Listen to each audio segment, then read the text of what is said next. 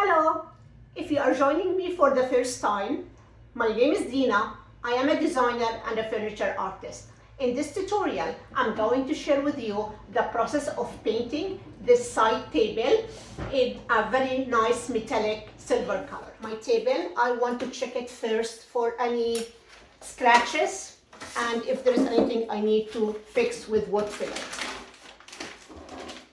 So as you can see here, I have some scratches here, and since I'm not planning to sand down the table, it's a good idea to bring wood fillers and fix it before I paint the table.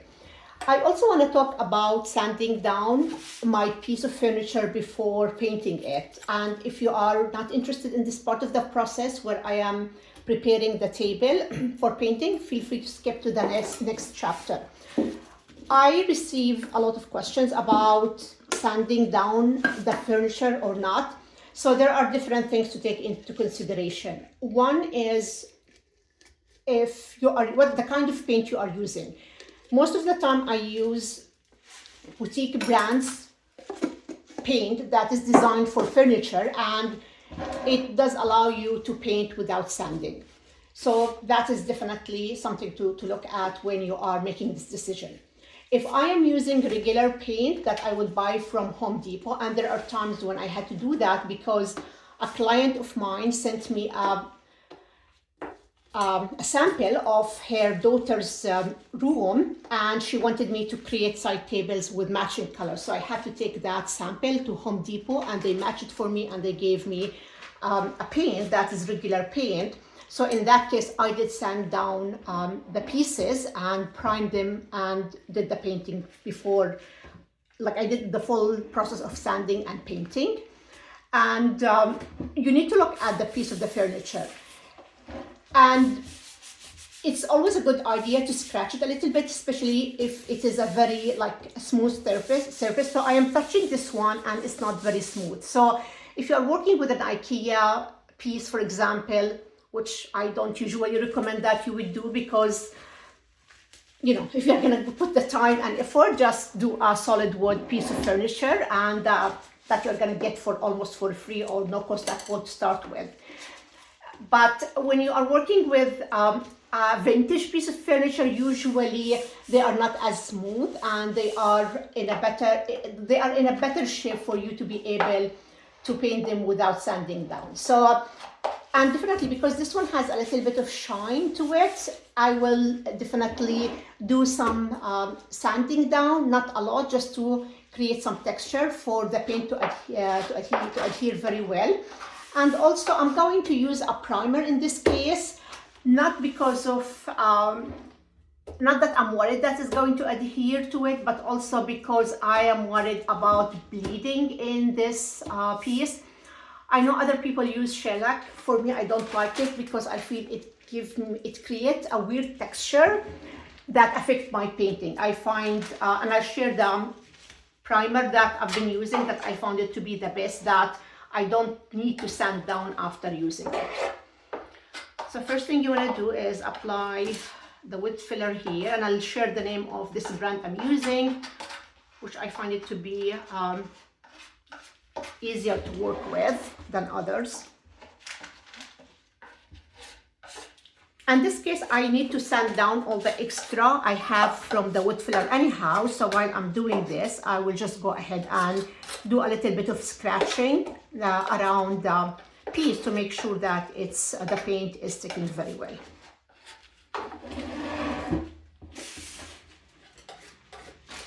So when you are working with wood fillers, always try to remove the excess as you go on. It will just make your life easier later on when you sand it down.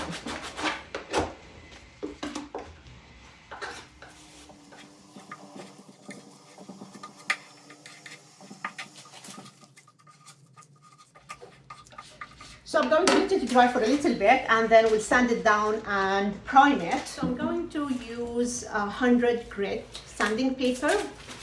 I'm just going to do it with my hand because it's not a lot that I have here. And I'm using a little bit rough one because I'm going to also use it to scratch the rest of the surface to make sure that my paint adheres very well.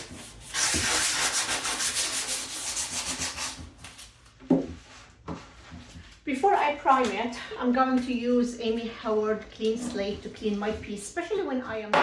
While I was cleaning my piece, I found that there is a damage or a crack in the wood here that I did not see from before. So I will want to fix this before I start painting. So I'm going to use my Gorilla wood glue. And in a case like this, when you don't have the piece fully detached, it's a good idea to use a cheap small brush like this one to make sure you are getting the glue to the inside. And I can see that they tried to fix it from before, but I don't think they did a good job doing that. So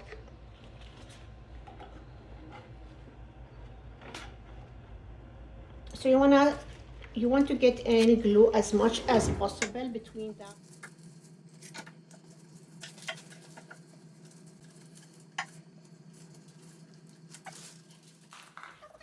While I'm waiting on this part to dry, I can start priming on the top here, and I'm going to use this primer which I got from Home Depot.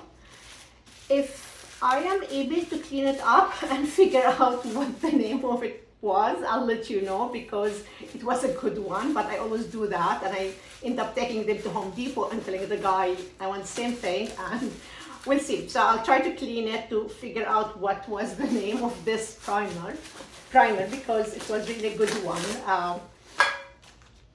It was one of the few primers that I used that I felt did not require me to do sanding.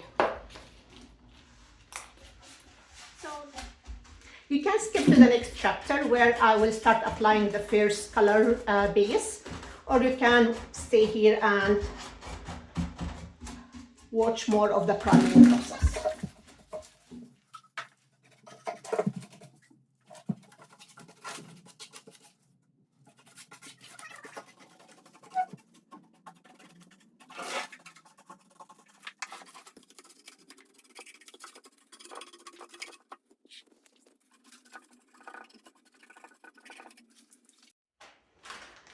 The primer I used is dry now on the piece. I'm going to start with applying the black paint, and I'm using a dry brushing technique. So as you can see, I'm not doing a lot, and I still have some of the white primer I used peeking through.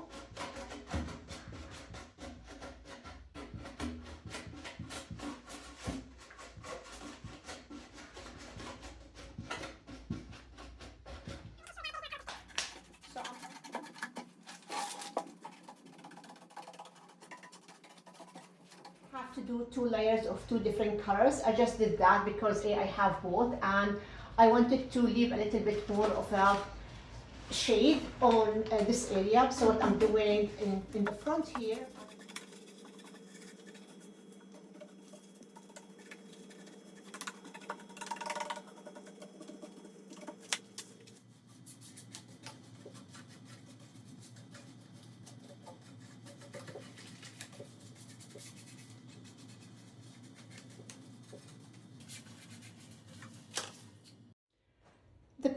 this is how the piece looks from the back now, and the back of this piece is really also pretty. And because I am planning to sell this piece, I'm going to add stripes design on the back here, because this will give my potential buyer a lot more options when they are buying this piece. If this is going to be used, I would like it to be a piece that can be used in the middle of a room as well, because it's a very nice piece that it can divide a large room. So one option my client can have it, or the person who's gonna buy it, is where this can be facing one side of the room, the back is facing another side of the room, or maybe not. They can just have this side to the back of the wall, but this is a very simple design, and it's not gonna take a lot of time from me, so it's definitely worth adding, because it, you know, whenever you are doing flipping furniture to sell, think of the functionalities and the different ways that your piece can be used, and highlight this in your marketing of the piece, because it's going to give it, you know, added value. If my piece is competing against another one, and my client wants a piece that would look nice from both sides, then definitely it's always helpful to have more functions for your piece. So I'm going to check. I always like to start on figuring out where my middle is, and I'm using this.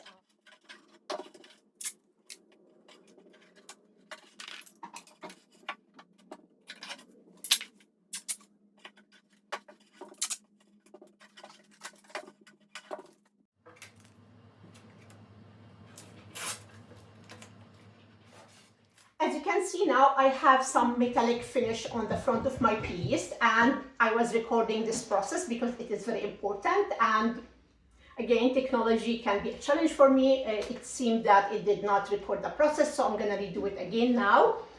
And I will explain exactly what I was talking about here. Is I started with a black base and I'm doing the metallic finish on top of it. And so for me, and I can still add gold leaf on the top as well. And I think personally this is a better way of doing it because for two reasons. First, and you'll see this when I start applying the metallic finish, I feel this process or this way gives you a better control of how shiny your piece is, because you'll be able to see it as it goes, versus when you apply gold leaf, it will come out as a gold leaf, which is pretty, but you will have a result that is not necessarily you are controlling that shade. The other reason, pieces will age no matter what, and I believe when you do it this way, it will age better and more gracefully. Especially if you are selling this for a client, you want them to be happy and you want to repeat client, because eventually at some point, any metallic finish is going to start peeling off. And when it peels off and you have a beautiful base of black color like this, it will start showing off as more of a natural aging, versus if you have a base of the wood color that you either sanded or did not sand. I don't know if it's going to be as pretty as the aging process when you have a solid black in the bottom. And it's definitely good to know how you can use this process to your advantage. So I'm going to be using two identical acrylic paint brush, and it happened that I have to paint two different brands from the silver metallic look. I have the one from Fusion and I have this one. It's a newer brand and I like this one, and I'll put the name of both of them. I like this one, the new one I found, because I feel it's more transparent. So with projects like this, it's definitely going to be hard to apply it on its own because it's very transparent. You need usually something under it. The Fusion one is darker and more metallic, but this one I feel is shinier. So we'll do both. And again, you don't need to buy both, because at the end of the day, both of them are going to do the same thing, and you can just make it. You can thin the darker one with water if you want it thinner, or you can add multiple layer if you have one that is lighter. But it just happened I have both, and I just want to show you how, each one of them, most likely I'm going to be using both. So this is the first one, the thinner one.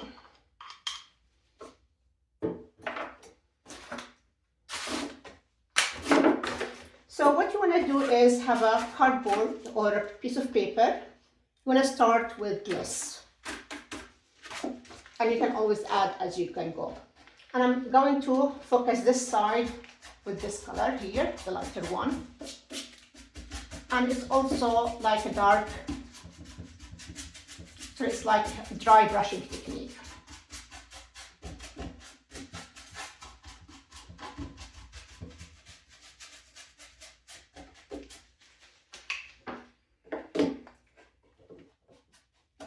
See, it is much, it's giving me more coverage, and it is more antique looking, versus this one has more of a sparkle in it. And both of them are beautiful.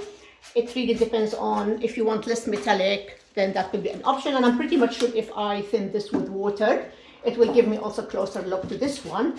But you can see here how each one of them is reacting differently. This one has like more of a shine.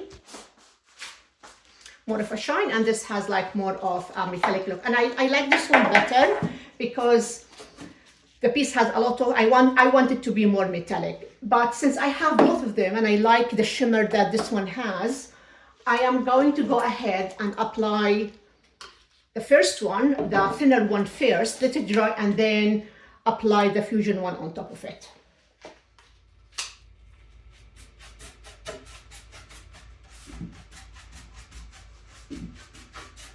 I'm gonna do this across the whole piece. I'm going to keep some of the black. I'm not gonna do full coverage yet. And we'll go back here to this side here.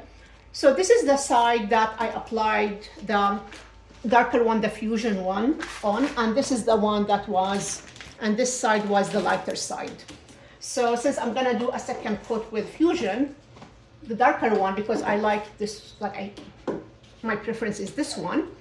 So I'm going to show you how to do this when you have raised or curves in the piece. So same thing, you want to make sure that you have very little on your brush. Again, you can always go back and do second layer versus, and don't put a lot in the beginning. And keep a towel or something next to you, because you also, another thing you want to do is when you first apply it, try to wipe it and see what kind of a finish that gives you, because as I said from before in other tutorials, each vintage piece will react differently. So it might give you better look, it might do nothing for you, but also you might add more than you want. So have this ready so you can wipe it and clean it if that happens. And here I am doing light strokes with my hand. I'm not pressing too hard because I don't want the paint to get into the curves. And this is, with that, I maintain the black color. So instead of having it all metallic and then applying the wax or the darker paint and wipe it, it's already here. And this is what I mean. And you can decide, like, do I want it more metallic or more dark paint? So that's what I mean, it gives you, or more metallic paint. And that's what I mean by it gives you more control over the process of basically deciding what is the shade you want versus, you know, having gold leaf that it comes as it comes, and then you apply wax. And you know, with wax, for me at least, it's hit or miss most of the time. So I feel this is a safer way of doing it.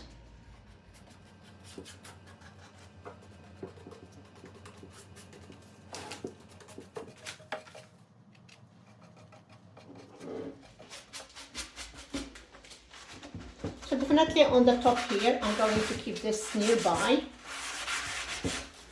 because I want to make sure I am keeping a towel nearby, because I want to make sure that I'm being able to create an antique look that I might not get without. So I'm going to use a little bit water, and that is a good thing to test with. My metallic finish is drying very quickly, so that's why I want to use water to make sure I am not doing full coverage. And it depends on the piece, but always keep those tools around you: water, towels, maybe sponge, extra brushes. You never know when you might need them.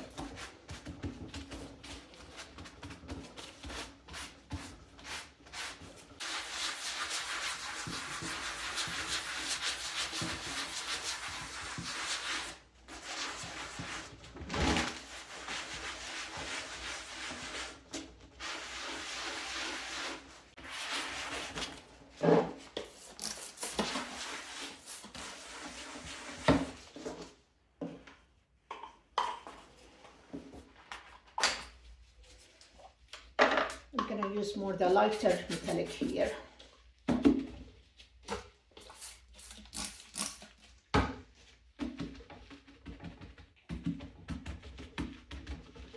So the lighter metallic I have has more shimmer to it, and I'm liking this. So that's why, especially on that top of the piece, I want to use more of that.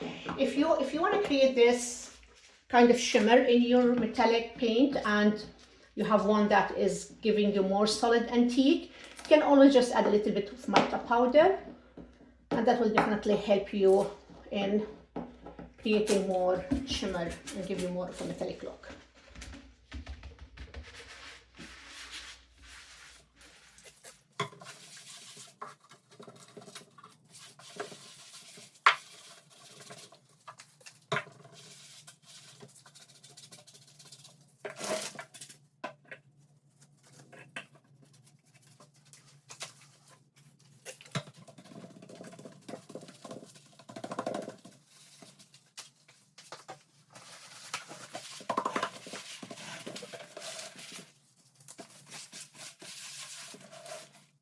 I'm going to be working next on the stripes I'm making from the back. As I said earlier, I wanted it to be also an option where if I'm selling this one, a client can put it in the middle of the room and it looks right nice from the front and it looks nice from the back as well, especially since the back is really in good shape.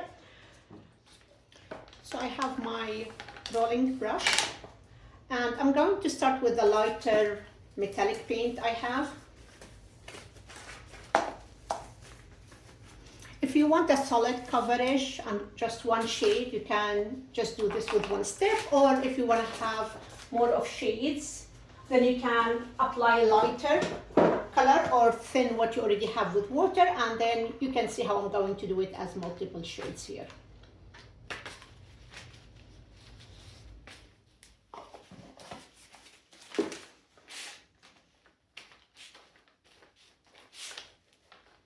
So you want to make sure you don't have a lot on your brush.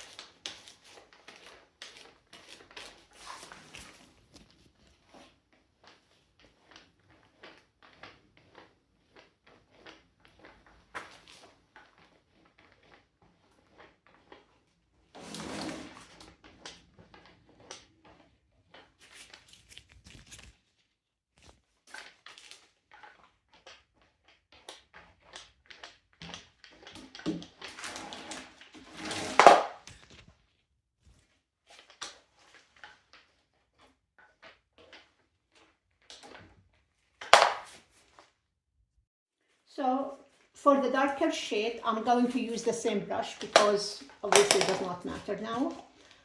And I'm going to take some of my darker metallic paint. I don't need a lot.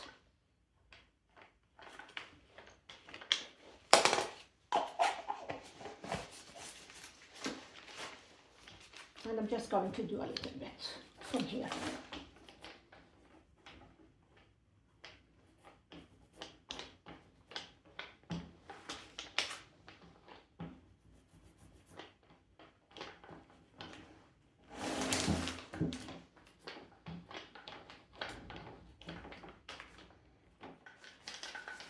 So now this is finished here from this side. I'm going to let it dry before I remove the tape, pink tape, and I'm going to show you what I'm going to do on the top next. This is how the top of my piece look like now, and there's some areas that are not covered with paint. So one option you can do is to finish painting it with this metallic finish, and that is a good option.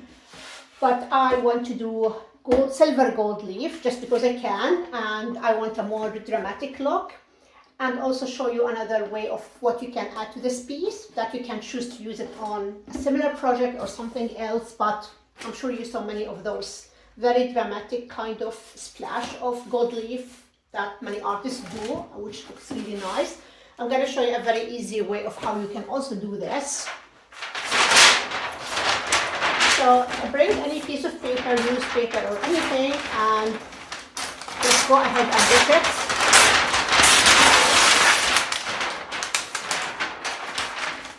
So what I want the metallic leaf to come from the back and less in the front, because if this is aging on its own, the piece would be held more from here, from the front versus the back. So it's naturally that the gold leaf will, start peeling off more on the front. So this one I'm not gonna have gold leaf. I want this side to have gold leaf. So I need to put my piece of paper like this. And I want it to look like this. And this is another good way because also it gives you visual of how it's gonna look like.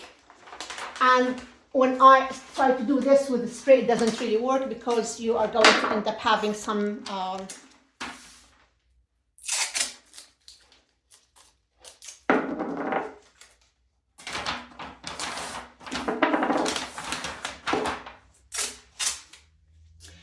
so around the corners like this, around these corners going to be trickier not to get any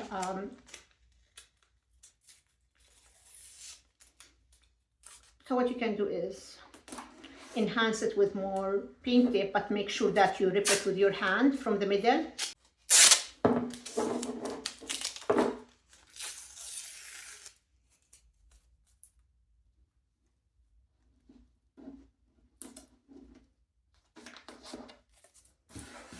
I see the other areas are sitting really well. I have my gold leaf adhesive and I'm going to use a big brush since I'm working on a big area. I'm also going to use this brush and it's not necessary, it's optional, but since I already have this, I'm going to basically use this around the edges here because this is the area where, and even if you don't have this, at least in this area, use any brush you might have just to let the sides of the paper stick better to make sure. And again, if a little bit of the glue and the gold leaf end up going under the piece of the paper, it's fine, but you still want to keep the organic look. So a little bit is okay, but not a lot.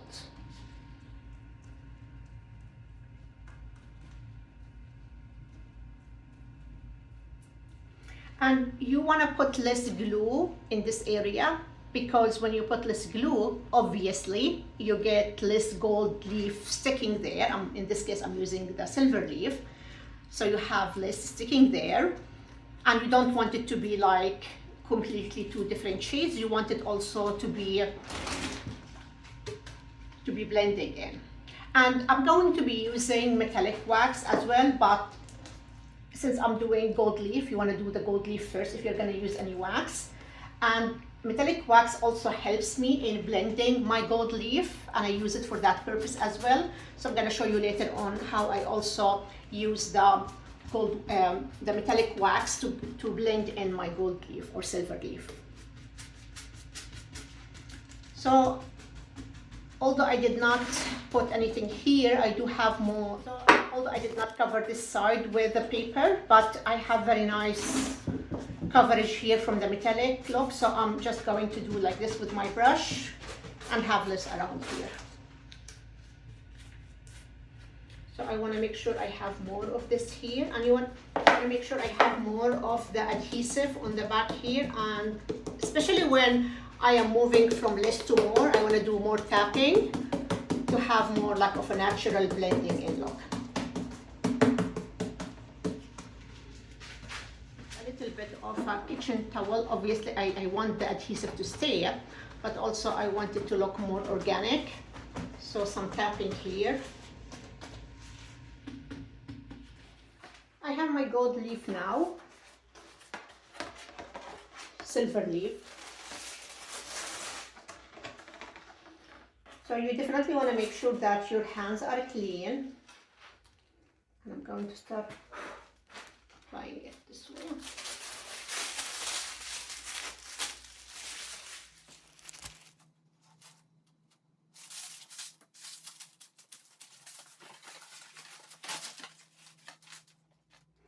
And I also did not remove the tape I have on the back yet, because when I remove it, some of the tape adhesive might be still on the table, and that's gonna catch some of my gold leaf. And since I do not want to do this on the back, I'm yet gonna keep the tape on at the back till I'm gonna keep the tape on the back till I finish the gold leaf.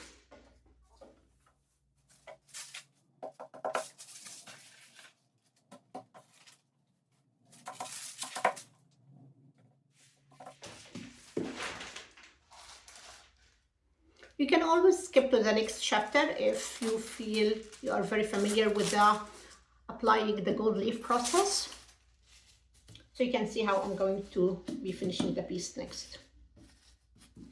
And also feel free to subscribe. Please subscribe to my channel if you did not already subscribe. And if you like my tutorial, hit like and give me a comment, thumbs up. Your support, interacting with my tutorial, allow me to keep doing these tutorials and videos for free. And feel free to let me know what you'd like to see next and what you liked, and if you have any questions about the process.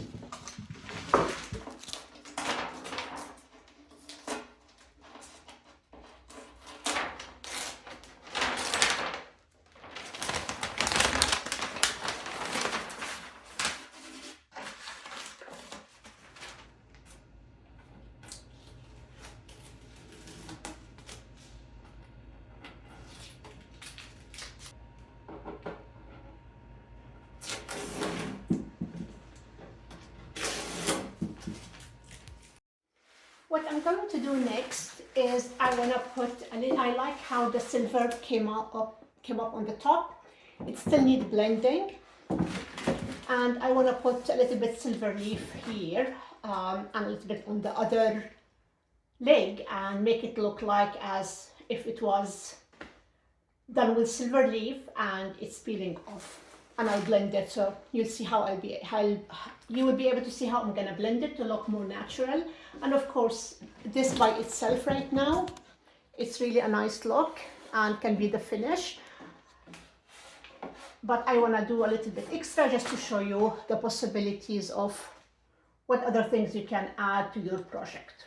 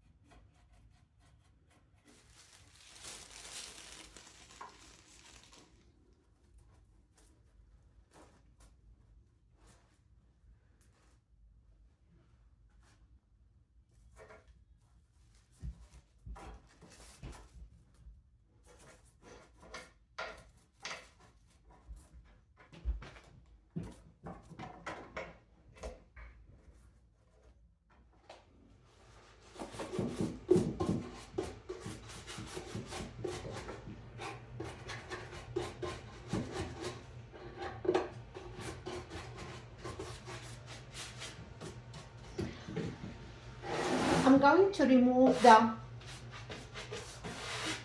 to start brushing the silver leaf, and after that I'm going to do blending for my gold leaf using silver wax, and at the end I will be doing a final seal. Please hit like and subscribe to my channel and let me know what you think. Your support by liking and subscribing to my channel allow me to keep doing these videos and tutorials and offer them for free. And let me know what you want to see next. So this is the gold wax, the silver wax I'm using.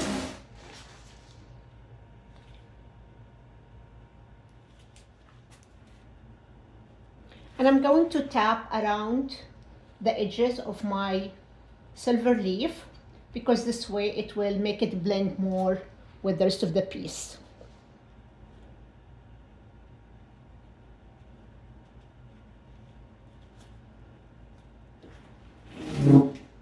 And whenever I have gaps in my silver leaf, if they don't look natural or organic, you can also use this wax to also blend it in.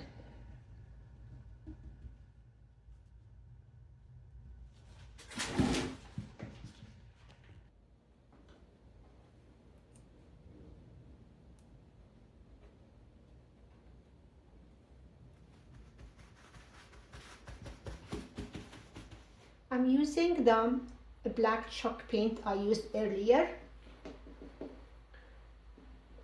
give a little bit more of a Asian look.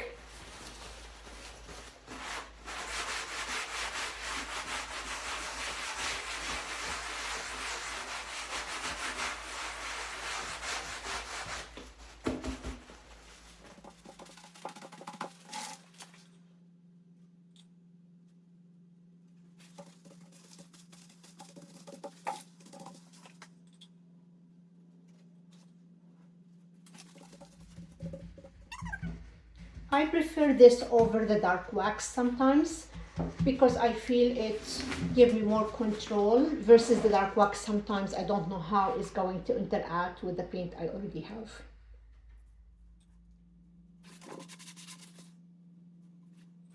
Last touch I want to do is to use the Fusion darker black I used earlier to do some final lines and definition.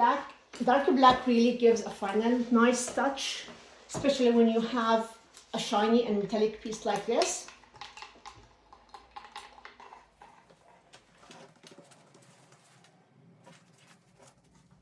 And I'm using water to make it flow and look natural.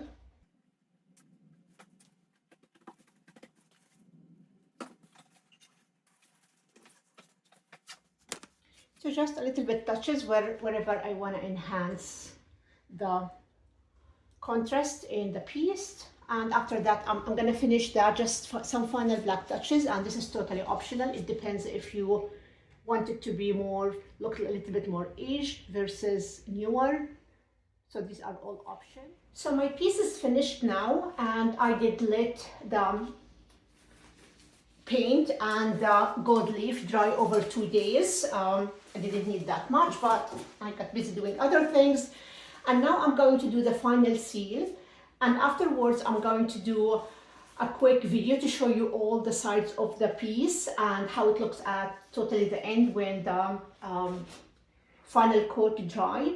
I encourage you to always seal your piece.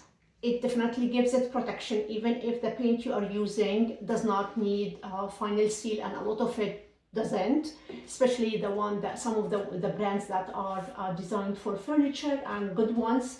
But also seal, having a final seal, coat of seal, not only it protects your piece, but also it can add to your piece. So always think about the look you're going for. There are a variety of options, and you can see my other videos where I always try to use different things. There is the wax, and there is that gives you more of an antique look. You can use mica powder in the final mix to add more of a shimmer, as I did in other videos. Now in this time I'm going to use a PolyWhey water-based natural clear gloss coat. I like this brand, and I'll put the description of the name of this brand in my description. It's water-based, and also it really gives a nice gloss. I'm using my acrylic paint brush because I want to avoid any brush strokes in my final finish, and you can always use a spray brand, which also helps in that regard. I'm going with this particular finish because my piece is glamour and elegant, and this finish is going to give me a gloss, which I think it matches the theme I'm going for with this project. But also it's not very shiny because it's not supposed to be a new piece, so that's why I'm not going